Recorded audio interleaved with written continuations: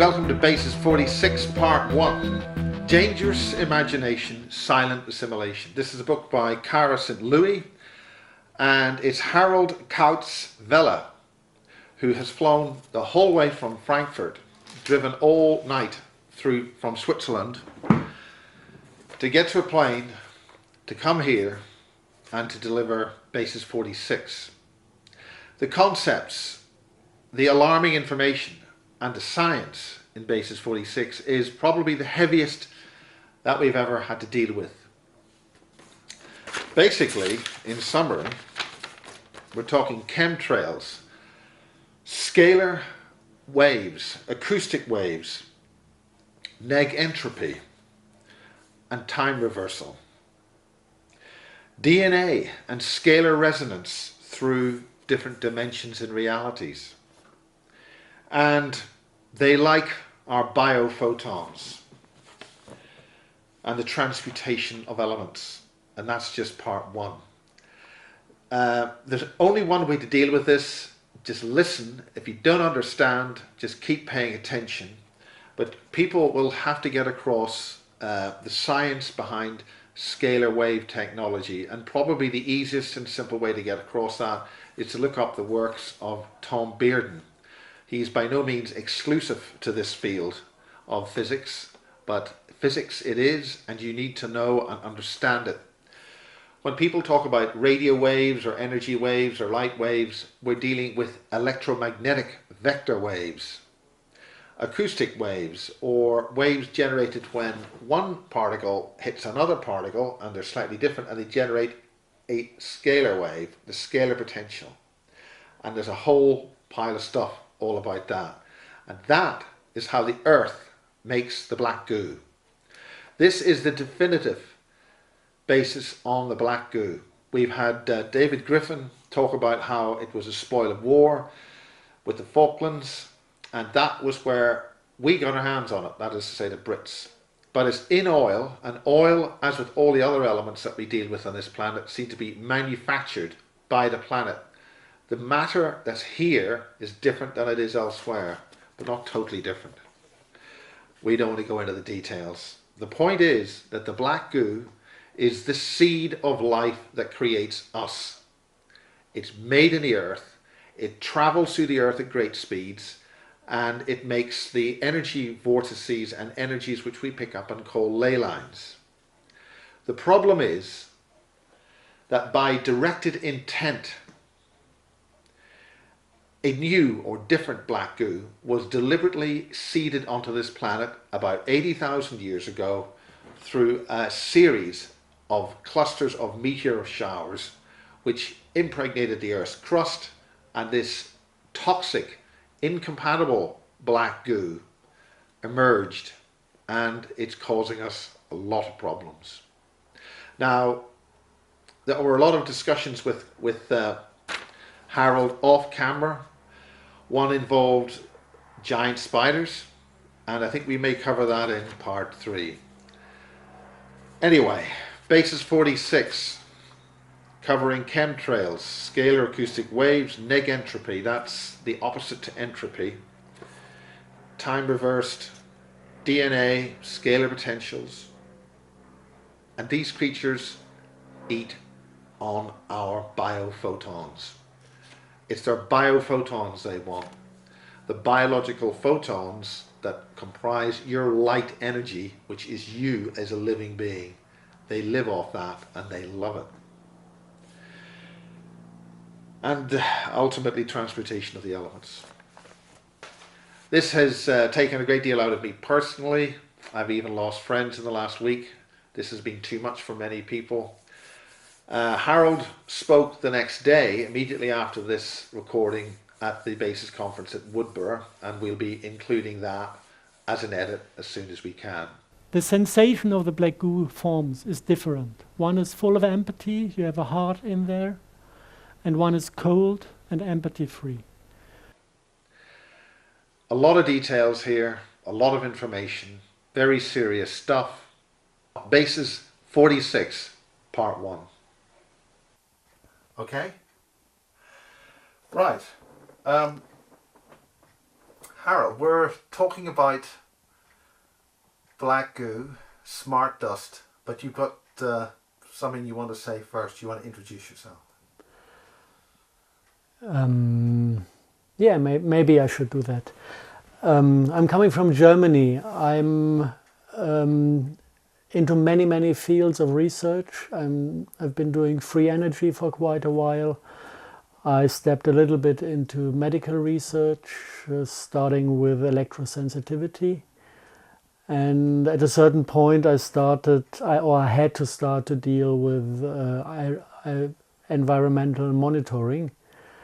And this is what brought me to the position where I dare to state that we now are able to understand what are chemtrails composed of. Maybe not all of the components, but the most important one, how the technical part goes together, works together. And when you start to understand the technical aspects, you can also go into the agendas behind. And this is something that is getting very exciting because it's not one agenda, it's at least 3 or 4 agendas that are running in parallel, driven by different groups of interest. Now, about chemtrails, how do you know what's in a chemtrail? Because, I mean, you can't go up there with a test tube and go to the back of the plane and say, right, that's actually Correct. coming out of the plane. And that's a big criticism that pilots and things would say that, I mean, they certainly don't seem to know anything about it. And it's all just poppycock. I mean, what do you say about that? It is difficult. As long as you're on the ground, you cannot measure what is happening in the sky. But if you really try to put a spot on a topic, you need to take many different angles and look at the things from different angles. And if the pictures you get kind of very much fit onto each other, then you can be sure about what you see.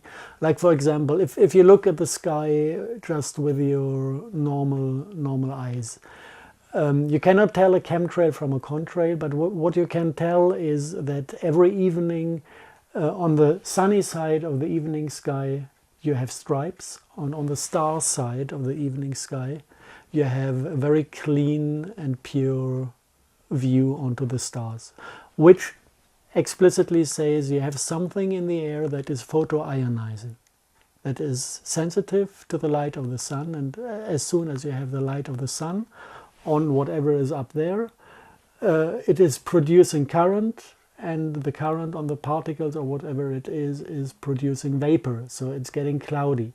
This is something that is definitely not natural. This is only one single thing you can say from looking in the sky. It's an experience everybody can What are do. people looking at? What should they be looking at exactly? Just when the sun goes down, mostly the sun is hidden by stripes, by persistent contrails. And if you then just turn around by 180 degrees and you look on the half of the sky that is already dark, you will not see any stripes. During nighttime you don't have stripes. If this would be vapor, like people tell, it would be there day and night. And there's no other explanation than that you have some particles in the air that are photoionizing, that are taking in sunlight, produce current, get into a plasma state, and then this plasma state is attracting the vapor from the humidity and create this hazy stripes and clouds. So there is definitely something photoionizing. The second thing you see is really strange rainbow-like structures in the clouds in certain angles from the sun. And this also from water and ice crystals, the angles. These structures are not similar to the natural rainbow. There must be something chemical, something crystalline, something unnatural in the sky producing these halo effects. Now, can you use a spectral analysis to see what's actually happening with the sky? To see what would be possible, but just the view of it at this point is enough, because you have many more things. Then you go into chemical analysis of soil, rainwater, and plant material, and you get this fingerprint of barium, strontium, titanium, and aluminum. Everywhere around the world where you have problems with plant death, you have this fingerprint. It's not enough to kill plants if you look into the school books, but you have this fingerprint. Then you look into the history of the development of geoengineering technologies, and you find that they started experimenting with mixtures of aluminum oxide and metal salts. And if you go into the military domain, explicitly the metal salt used is barium strontium titanate. And there you have your fingerprint. You have barium, strontium, titanium, and aluminum in this mixture of particles. Just if you study patents and literature about what has been invented for cloud seeding and weather manipulation and climate engineering. So you have the fingerprint, you have kind of the literature about the technology. Then you go into the military domain and you find the chemtrail class of the US Air Force Academy. It's all public. It's public domain. It's in the university libraries where you have so there is actually a chemtrail academy. There's a US Air Force Academy, and within the chemical department you have the chemtrail class. And there they teach how they do it. And they do it by spray pyrolysis.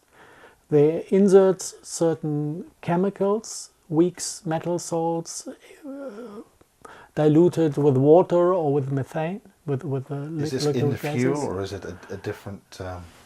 It can be used as a fuel additive. There are different methods to do it. We don't know how actually they do it on military planes. But basically what you need to do, you need to take the metal salts, get them into a liquid. It can be water.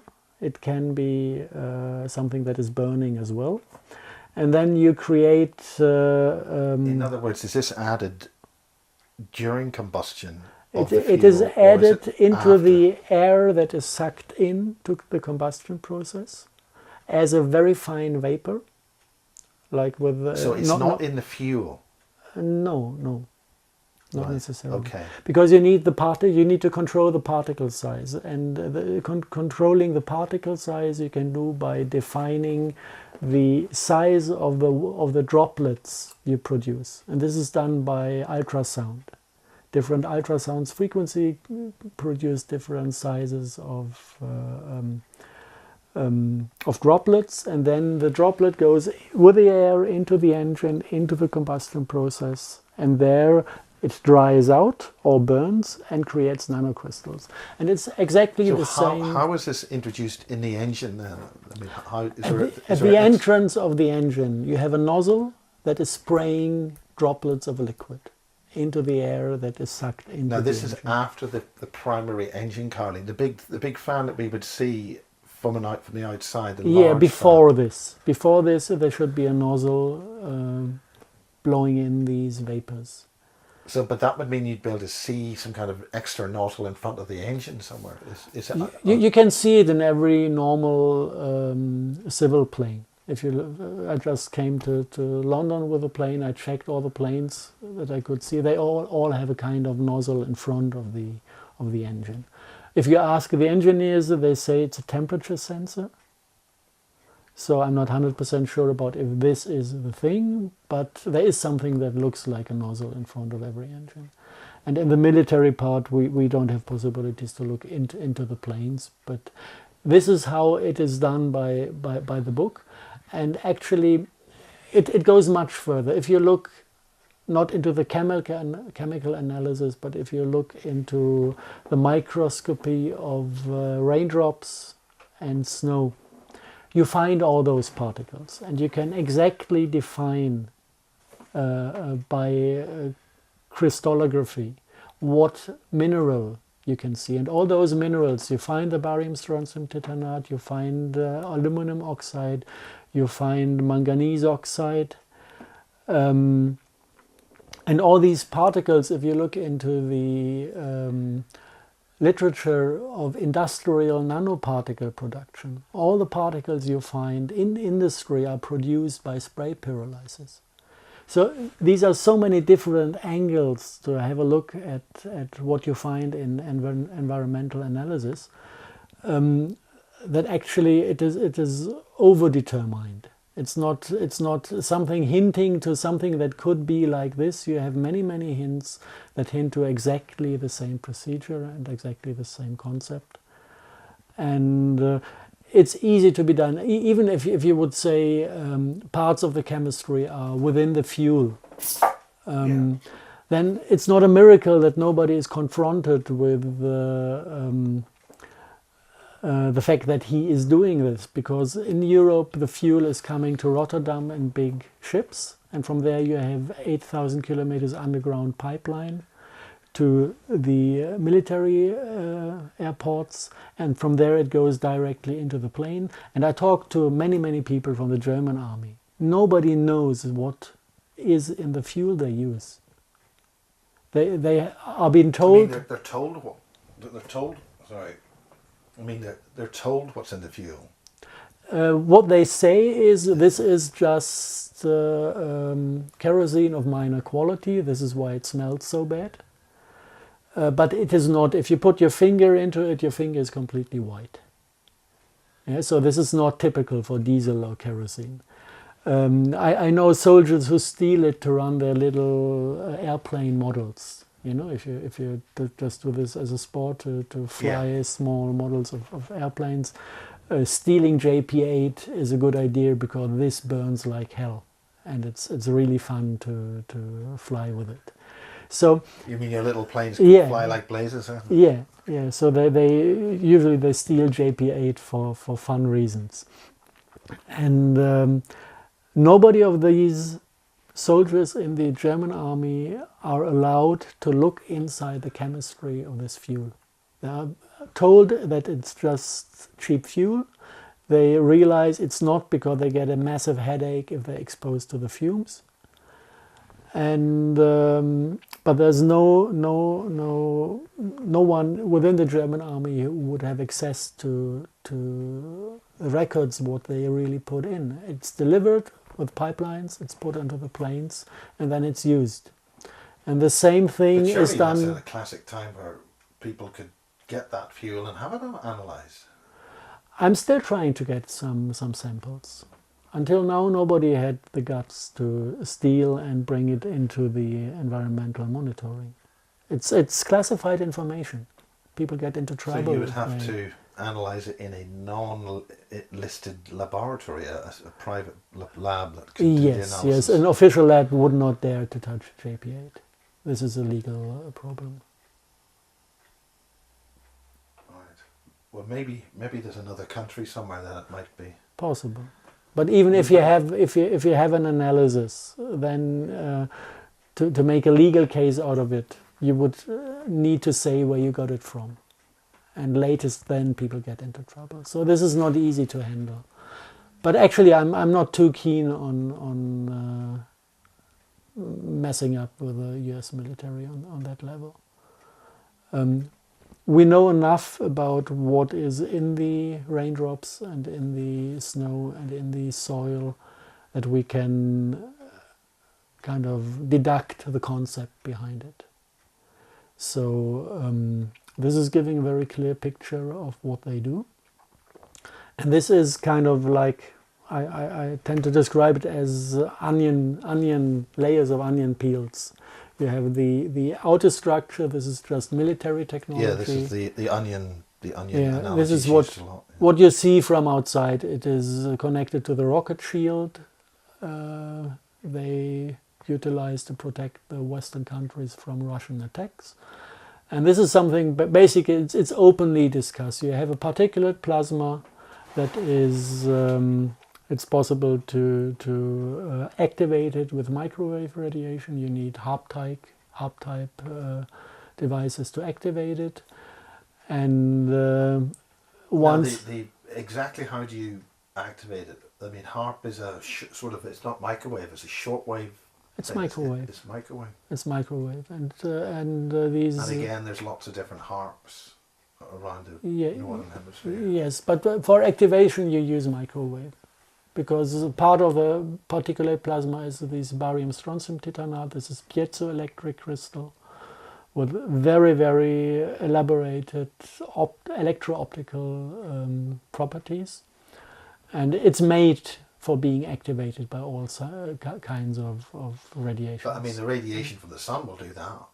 It does, yeah. It photoionizes, but if there's no sun, you can use it also during night by shooting a microwave onto it. And then once it's activated, you can do all sorts of things. You can modulate waves on it. You can heat it up to 10,000 degrees to make rockets just melt to pieces. You know, if a rocket is coming and you heat up the air in front of the rocket, it will not survive more than 30 seconds. 10,000 degrees is quite a bit. So you can destroy military vehicles. You can actually this barium strontium titanate has abilities that go into the field of scalar physics. And with scalar physics, there That's are something we want to really talk about later. yeah, there are many more possible applications with scalar physics. It's like having something that is processing and transporting energy from here to there. The energy is caught in the field. The field is kind of sent in between the particles. And if you learn how to control the field, you can up-concentrate energy at any spot you want. So this is when the people in the military domain talk about possibilities like making nuclear bomb-like explosions by discharging scalar fields. This is something that is discussed. It is within the possibilities of physics at that point. Again, Tom Bearden's work would be able to... Yeah, he brought the basics to it, to the knowledge. You can pull energy out of a zone as well as put energy in. Yes. A cold explosion, that's an implosion, really. It's basically this scalar energy is like a binary soul that is carried by the field, that can freely move through the field, triggered by external inputs. So you can move the energy to the place where you need it, you can make it vibrate, and you can make it turn into heat, you can make it turn into electromagnetic radiation, you can make it turn into sound, whatever you want. It is open to all directions. This is due to the properties of this special piezoelectrics. Those sounds that people were hearing, these in the air. It's not in the air. The sounds people hear are created within the nervous system because the particles used for the particulate plasma are embedded within the body and they connect to the nervous system of humans. But this is already part of the second agenda. This is not military, this is intelligence community stuff. We need to take them bit by bit and layer by layer to really understand how it goes together. Today's paper, they were talking about some sound in Northern Ireland people were all hearing. Something they were strangely hearing. But possible that the sound is... I know two effects. Sometimes you have a real sound that you can record as a sound, then it must be particles that transfer it into the acoustic realm. Sometimes it's that people hear sounds that are not out there. And then it's basically the same effect, but happening within the body. In other words, it's stimulating a sensation of sound. It's stimulating piezoelectric particles within the nervous system. They attach to the nervous system, and then you can stimulate them by electromagnetic waves, and then the nervous system is simulating the effect of sound, basically. What kind of sound? Voices? Whatever you can insert a speaking voice into a human brain. So-called so-called synthetic telepathy. Yeah, exactly. But that is the second agenda. Military part is rocket shield, is weather control, is induction of earthquakes, if you want so, with certain frequencies. You can make properties of water at 10 kilometers depth go berserk and trigger earthquakes. This is known since the 60s. This is why certain prospection methods in geology were forbidden, because they were basically looking for ore and oil. with these technology, and they triggered earthquakes with very low energy levels, and HAARP has 1,000,000 times more energy levels or energy content and is able to trigger the same frequencies. So what you can see is the 10 kilometers. This is the point within the crust where this special property of the water can be triggered. And if you look at the lists of earthquakes happening during the last 10 years, you always have those countries who did something that the United States didn't like, and then you have an earthquake triggered at 10 kilometers depth. And normally they should be more like evenly distributed on different depths. If it's only tectonics, not connected to this water thing, it should happen here and there, and on 25 kilometers and on 2 kilometers. It should be evenly distributed. But at the moment, I think 70% of all earthquakes, 70–80%, are at 10 kilometers. This cannot be natural. So this is military domain. And that's scalar earthquake generation. Is that what it is? yes. No, yes, scalar is in the front line. They use scalar waves. To get the effect done, you need normal electromagnetic waves, extracted radio waves at, I think it's 11 hertz, very low frequency. And this can be done by modulation. To have these certain frequencies you need to trigger earthquakes. And what would you modulate? What carrier wave would you modulate, or what would that be?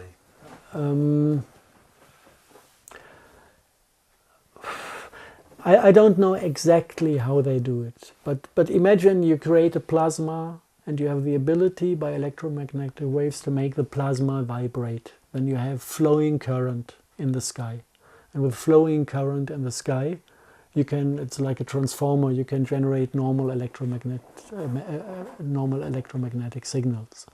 Don't ask me how exactly they trigger it. Okay. But if you control the scalar field, you control all the rest, because all the rest of the fields are just aspects of the mother field.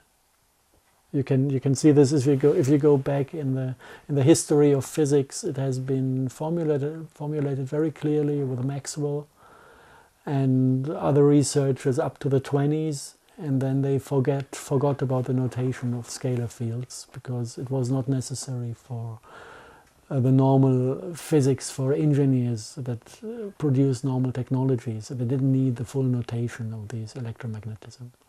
But it is... Are you referring to the gerrymandering of Maxwell's equations? Yes. Large parts of that equation have been removed. Maxwell had a notation that was displaying a 4D with 3 different solutions of the general field equation.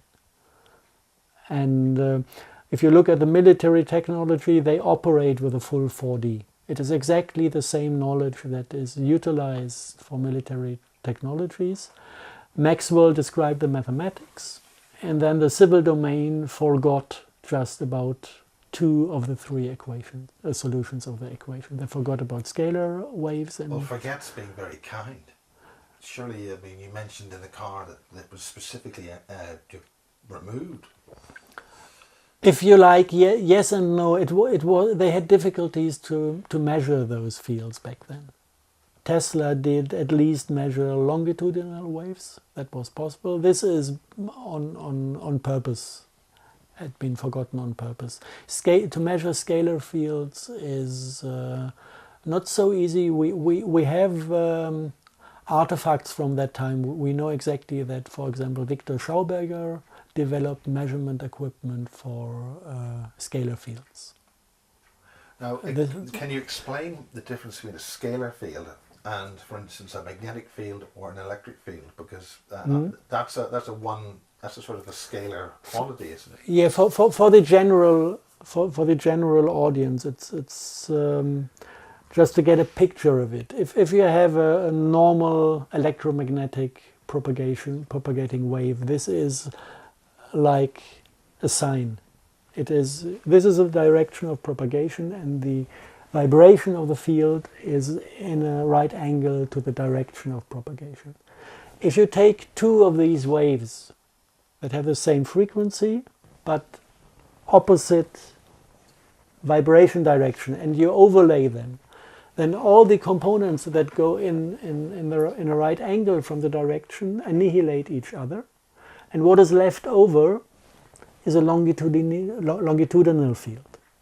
This is all that can be. If you have all the aspects that go to the sides, same strength, opposite direction, the sum is 0, so you don't have anything left that is going to the side. So all that can be left is a longitudinal wave. This is something untypical for electromagnetics. We use it in mobile phones. It is stable for the first 1.5 meters.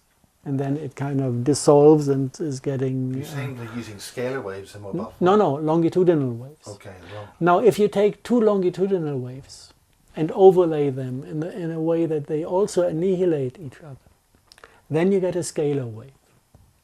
Right. Okay. So it is like you take the basic wave that physics knows, also at universities, and you start overlaying them in a way that the electromagnetic aspects cancel each other out. Then you get kind of the next higher solution of the general field equation. So you start with transversal waves, annihilation makes a longitudinal wave, annihilation is like a standing wave in acoustics, is producing a scalar wave. And if you are able to build antennas for scalar waves that up-concentrate this energy at a certain point, then you create scalar potential. And this is kind of the 4th dimension Maxwell was talking about. A scalar potential is kind of a number value that is the property of each 3D point. And this is what just in terms of mathematics is giving you a 4th dimension, if you want so. And then it's getting interesting because if you understand scalar potential and have realized that this is something that is self-organizing, you find the source for all these fractal beauty in nature. This is self-organization of scalar potential eddies. And they are throwing these beautiful fractal pictures, and this is what is giving shape and form to natural beings. Yeah, so you're talking about the physical domain of existence then? Yes. There's lots to discover in this area. But likewise, the physical domain of existence could be collapsed. It's a bit like that's what happened at 9/11. That was a scalar attack. Is that right? Which dissolved the building into dust. There are many theories to 9/11. One that is correct is that they used a scalar weapon that is known from ancient times, from Vedic times, as Shiva's fire, which is collapsing matter on atomic level to a kind of white dust. You find these weapons in the ancient scripts, and there are some people who say that it had been back-engineered by people, and there are rumors that Tesla experimented with it, but he didn't put it to practice because he was not so into weapon development. I know in person, I know a few people who played around with these technologies to cut tunnels into stone. It was not about destroying entire cities, but they utilized the effects to disintegrate matter for purposes of mining. Is this something like the Hutchison effect? Yeah, it's the same physics, different effects. You can make many things. It depends how you combine things. You can combine scalar fields with acoustics, and then you control gravity. And then a scalar field with acoustics and you're controlling gravity. What exactly does that mean? The term anti-gravity is the incorrect term, but or we've heard the term electrogravitic. Is that what you're talking about?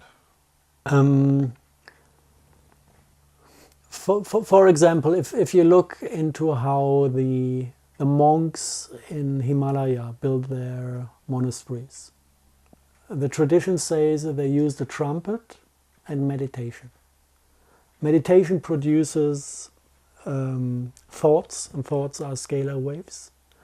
And if you play the trumpet in a way that you deeply go into the sound with your soul.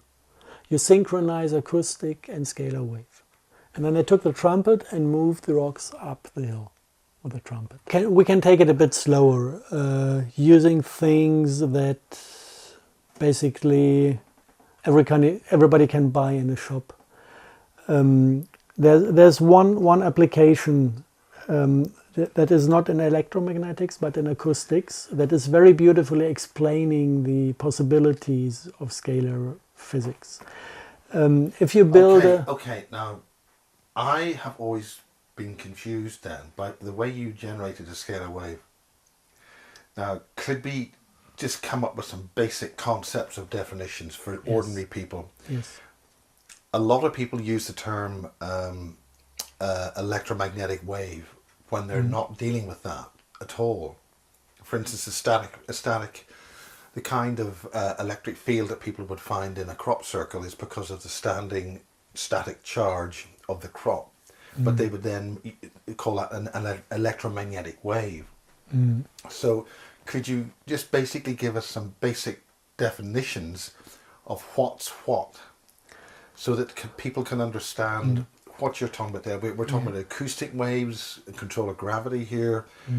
Can you just explain that for ordinary folk? I'll do my best.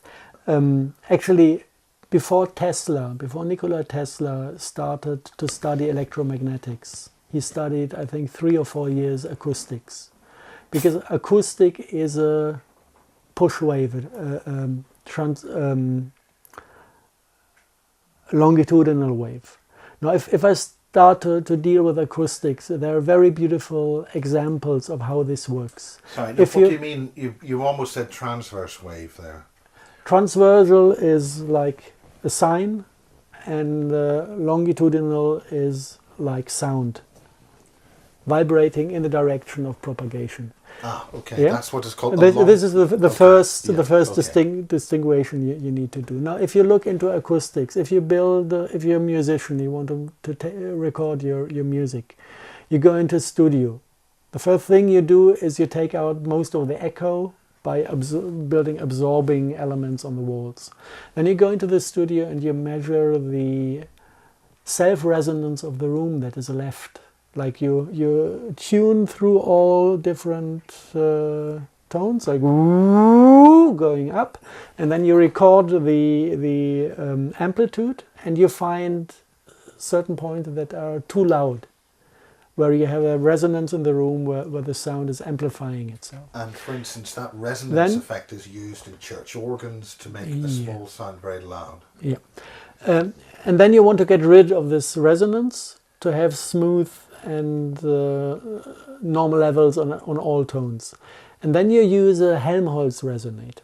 It looks like a loudspeaker box with a bus opening, these holes in the loudspeakers, but it doesn't have a loudspeaker. It's just a resonant box where the volume is resonant on the frequency you want to eliminate, and the length of the pipe of the hole is resonant to the frequency you want to eliminate.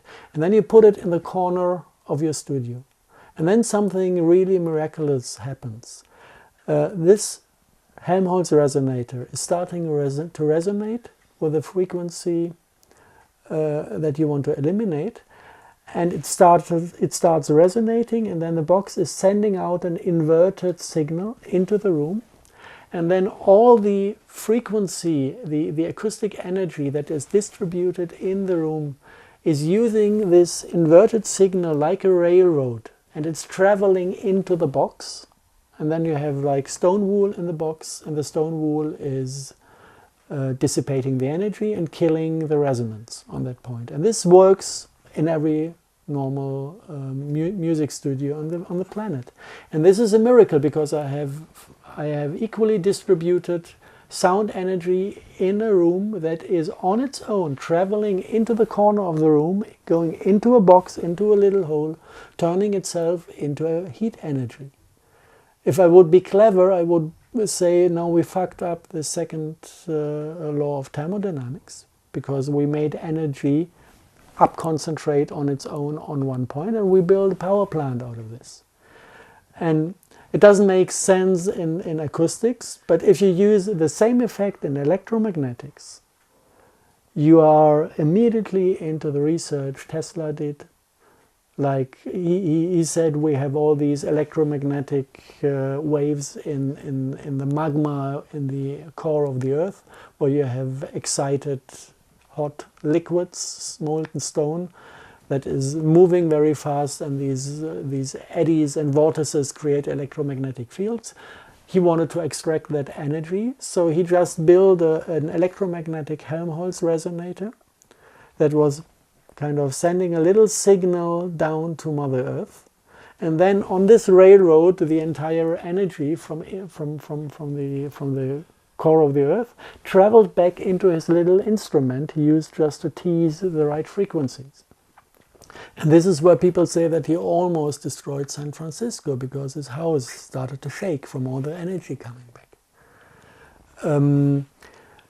So this is kind of the basic application. So was this what his tower? He built this tower, or is that to transmit energy? No. The transmitter already. This up concentration happens if you have asymmetric structures. If you have a small source and a big area to extract energy from, and then you get these asymmetric things. This is kind of violating the laws of thermodynamics, and this is the basic principle for all electromagnetic free energy applications, that you kind of create negentropy by having these two longitudinal waves uniting to one scalar wave that is creating this kind of effect of, you can call it time reversal. The one wave that is... They call it the phase conjugate of the time reversed wave. Yeah. So what's happening is that the energy follows the path of the initial wave which came towards it, and it's called a time reverse because it goes back over the path that wave created. And it is real time reversal. You can see this if you look into the stars. We have Kozyrev in Russia, who built an advanced telescope to collect non-optical signals from space. And he was watching Andromeda Galaxy. And he found the Andromeda Galaxy 3 times. He found it where it is normally in the sky. This is the signal traveling with the light, coming out of the past. Then he found the Andromeda Galaxy at the point where it is right now, in this second, in real time, not traveling with the speed of light, but being there instantly, the signal. And he found a third signal with a light that is coming from the future, traveling backwards in time. So this is really important, because when people look up at the sky, they're looking at a massively distorted convolution of the stars in different time zones and locations. It's a huge mess. In other words, you can't sort of just point your finger in your Star Trek warp drive and go to that point, because by the time you think about going there, it's already not there in the first place. It's the concept of future light cone. Is there any research that people could look up on that particular aspect you've just described? Just I mentioned Kozyrev because he clearly could show that this time reversal is not as how do you if... spell that again, just for the viewer? Kozyrev. Okay. Don't ask me for the first name. Kozyrev. With a K? With a K-O-S-Y-S. Well, we'll look it up. Okay. Kozyrev. Blended in Kozyrev. With a V at the end. So. Okay. I started with hydrodynamics in 2001, 2002. Then I stepped slowly into when you start to understand water vortices and the electromagnetic aspects of water vortices, then you jump into, or I jumped into the electromagnetic aspects of it. It's MHD, magnetohydrodynamics. And then you realize that you have certain field symmetries in magnetohydrodynamics that create all the effects described in scalar physics. And then you start to understand that water vortices are basically nothing else than scalar antennas that are both sending and receiving. And then you can understand why simple water vortices collect and up-concentrate energy or lose energy depending on their size and geometry and motion pattern. This was kind of my path where and how I jumped into this research. It was basically the first things I did in fringe science. It's not fringe, but I wanted to understand Schauberger, so I went into details. It's not fringe, but it's certainly suppressed. It's not put in the public domain. Scalar waves are transmitting information instantly.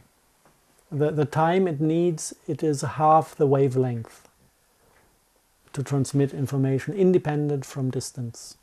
This is how it transmits information. It doesn't transmit energy, it just transmits information. Now that's very important. We're dealing with states of order then when you're talking about information. Yeah. So you're actually transmitting entropy or neg entropy? You transmit information. Entropy or negentropy is depending on the symmetry of the fusion of two fields. If it's kind of two fields with 180 degree, you don't have entropy, you don't have negentropy, you just have a normal scalar wave. The moment it becomes cone-shaped, you have time reversal involved, and then you get into a negentropic state of physics. Because that's interesting, because in order to modulate an FM wave, a frequency modulated wave, you need the non-linear aspect of a diode curve. That seems to be something similar. We're dealing with information transfer. So the asymmetric aspects of the form creates an information transfer. Yes. And it's faster than light. It's instant. You look at the lifters, for example, lifter technology. You have this asymmetric effect. What's lifter technology? You have, this is electrogravity. If you have a capacitor that you charge with a very high voltage, it always accelerates in the direction of the positive charged pole. But only if the capacitors are asymmetric. If you have one small one and one big one. And we have lots of people who play around with this knowledge. It's coming from P.T. Brown. We went past Silbury Hill, that's an asymmetric capacitor. It's sitting on mica, it's asymmetric in shape, it's a cone. Yes. And it's generating some kind of field which is information transfer. Then. Look at a pyramid, look at these, how do you call them, these very... certain structures, building structures, the second typical Egyptian form. Well, a lot of structures we're looking at in the City of London, for instance, seems to have particular designs to affect things. Yeah, the asymmetry is a very interesting point in physics, for sure. Opening up possibilities to negentropy, to information transfer, and if it's kind of united with acoustics, you get a second set of possibilities, like utilizing anti-gravity. Now, anti-gravity being the wrong term, of course. Levitation is a more beautiful one. Yeah, what is actually happening with anti-gravity? You talked about that, you actually mentioned it. Gravity, following Einstein, gravity is a result of the curvation of space-time. The curvation of space-time is nothing else than the gradient in scalar potential. This is where it unites with Maxwell. And once you are able to manipulate the scalar potential at a certain point in the 3D, you can invert the gravity structure, and then you cause levitation. For example, if you have a water vortice that runs at certain frequencies and is self-strengthening and in resonance with natural frequencies and everything, that it has the possibility to accumulate scalar potential, then it pumps itself full with scalar potential, and suddenly, normally you have a structure that is associated with the gravity field of the Earth. Suddenly you have a point that is kind of inverting the entire thing, and then your water vortice will try to lift off and create anti-gravity, or will try to levitate. This is what happens in the lab. You have, if you have fast water vortices, you have time phenomena. Now there's a lot of So people talking about how time is getting really quick. I mean, wow, this week went so quickly and things. This is subjective observation of time. This is something else. It is more connected to biorhythm and time qualities than to the hard physics. But curvature of space-time is connected to time density. A scalar wave you can also express as a time density wave. And if it's only a wave, the average is plus minus the same. If you kind of up-concentrate scalar potential, then the overall time flow is getting slower. So now this is important because with scalar physics you can actually use it for teleportation. In terms, you can take a time-space domain, reduce it, and then transmit the information of that time-space domain to another location. Is that right? We didn't go that far in the lab. I heard about possibilities. I know people who worked on the concept of quantum copying machines and stuff like this. I've even seen one, but they never dared to try to. Because we're now living in an era of smart sand and 3D photocopying and things, because it means that they must have the ability to transmit shape into a medium. So would that not mean they've got teleportation? Extrapolating. I'm not far enough developed in physics to be able to explain these effects. I have an idea that there might be space for this at a certain time to kind of adopt the theory to the point. Okay, well, I cannot explain. In this first hour, could just start getting the basic terms explained and explain what they mean, because in order to try and bring people along here so they can understand the concepts we're talking about here. Maybe it makes sense to go into biology to see how scalar waves control biology. Let's say this is in DNA and this is in DNA. We know that one of the functions of DNA is emitting single photons. This is what we call biophotons. A single photon is always a longitudinal wave. It's just one wavefront emitted. So now I have one photon coming from here to there, one photon coming from there to here. And if the two have the same frequency, they will annihilate each other, constituting a joint scalar field between two DNAs. So when the two wavefronts come together, they go to zero, but do they not emit a scalar wave? They form a scalar wave. Right, but they don't annihilate. Well, they annihilate the electromagnetic component, and all the energy that is annihilated goes into the scalar field and is adding up to the scalar potential of the two DNAs.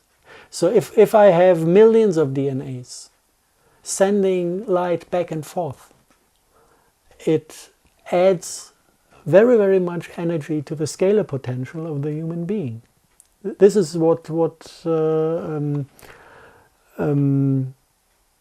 call the vibration of human. And if you go into the esoteric or spiritual world, hiring the vibration, the frequency of a human means nothing else than hiring the scalar potential caught within his biophoton transfer.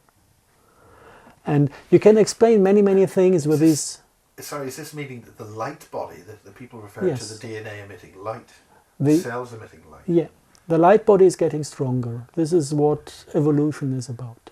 getting stronger and stronger and stronger. So essentially you glow and you become a being of light. Yes. This is why holy people shine. Yeah, this is the shining ones. Yeah. The Illuminati. No. No, about the Illuminati are the illuminated ones. The They think ones they are. before they were corrupted.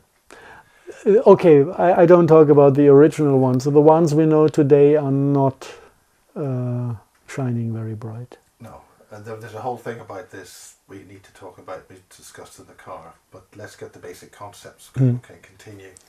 We've got about 10 minutes left in this part. Okay.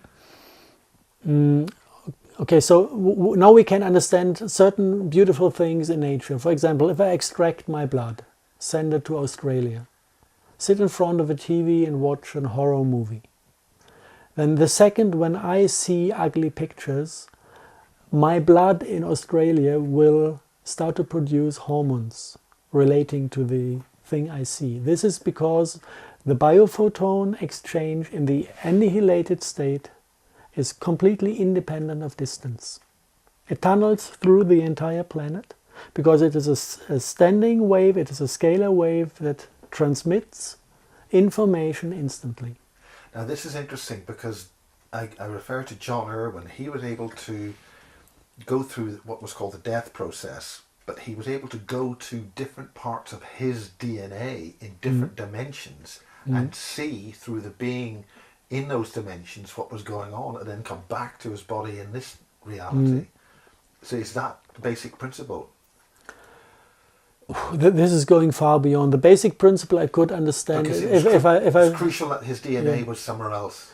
The biophoton transfer we can understand only with a two-strand DNA. Now, if you go back to Maxwell and say actually we're living in a 4D, and what we see as reality is a space-time sheet out of the more complex 4D, then of course I can imagine that a DNA is something much more complex, and the two-strand DNA is one kind of cross-cut in our reality. And if I go to other cross-cuts on different energy levels of the scalar potential, one below I will find a 12-strand DNA, and maybe I will find more. This is very similar to the theory of transmutation that has been developed out of the scalar physics. If you look, we do this in Germany. We take water and higher the scalar potential of the water in a vortice long enough to make it transmute to mineral oil, or not mineral oil, but something similar to diesel. And this happens instantly. We're talking alchemy here. Something like this. Basically, no, it's Schauberger. Schauberger wrote the patents, he did it, and people just copied Schauberger and worked a little bit on the details, and it works. And it's incredible what is possible if one would build these devices in Syria. They would amortize, they would bring back the money they cost within 4 hours by producing diesel oil with the prices we have today. This is game-changing technology. This is why it's not going to appear on markets. But we're dealing with resonance here and translating in the scalar field. Is that right? I just mention it because it's the same geometry we find in this transmutation. We transmute hydrogen to carbon to silica. So we go from a 2 structure to a 12 structure. And the same development of geometries you find in a 2-strand DNA transmuting itself to a 12-strand when the spiritual development has collected enough scalar potential to get the shift from one space-time sheet to a second one.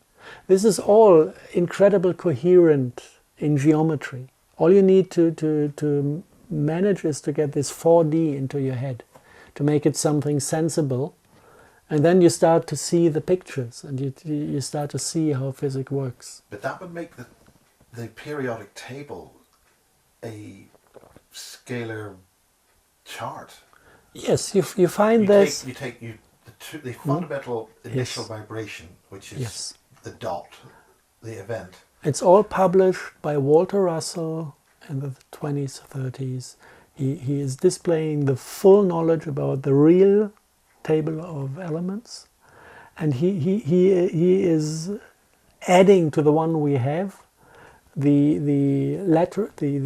transmutation lines, and he's putting numbers to it. He's exactly saying with what frequency and what light quality is connected to what transmutation line, so that you can help out and trigger these effects. Now, in the disinformation war that we are living in, the Bob Lazar situation about the UFO at Area 51 was this element 115. Mm.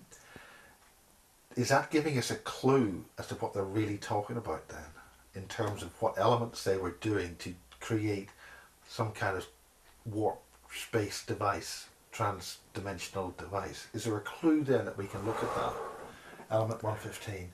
I didn't go into that. Yeah, but the element 115, can't tell you at the moment. It was used to generate the gravity wave in the narrative of Bob Lazar and the flying saucer. I'm trying to connect a lot of dots here. And if that was a clue they gave us to work something out in terms of giving us stepping stones through the periodic table, if you've got element 115, and the way that was made would tell you how they opened their gates, these UFO things. No? Is that too much of a step? I know there are many things involved in these spacecraft technologies. 115 could be just a smart way to produce a stable plasma. It could be more to it. I don't know. Yeah, I don't know the technology they use. So yeah, well, no, I'm just suggesting that by telling us that number, maybe they were giving us a clue based on what you just said about the periodic table, the real periodic funny table. idea. Find 115 in Walter Russell's table of elements, and then maybe there's something to learn. Really, why we disclose on this, because we're about to run out of on R1. What is his real table of elements relative to the other one that normal people can see at school or in university?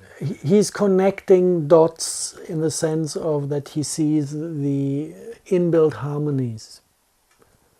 And by seeing the inbuilt, it's music. For him, this table of elements is music. It follows the rules of music.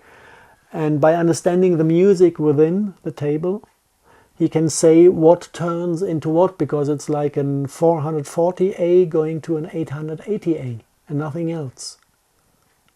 Okay. Yeah, so this is kind of the transmutation lines he finds, and he's going beyond. He states that there are elements... Well, we're just literally about to run out on that, and we'll quickly reassemble for part 2. But this is fascinating. This is absolutely fascinating, Harald, and I really appreciate it. And it's a wonderful way of describing it.